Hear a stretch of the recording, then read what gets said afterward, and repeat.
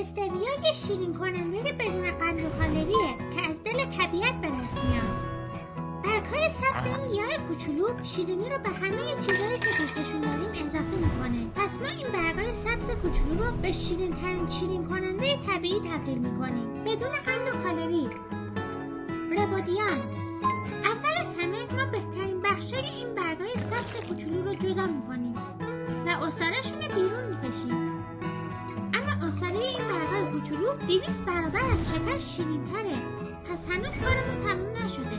برای متعادل کردن شیرینی این برگ‌های کوچولو ما بهش عصاره کاملا طبیعی اضافه میکنیم که از میوه‌هایی مثل انگور و گلابی به دست میاد.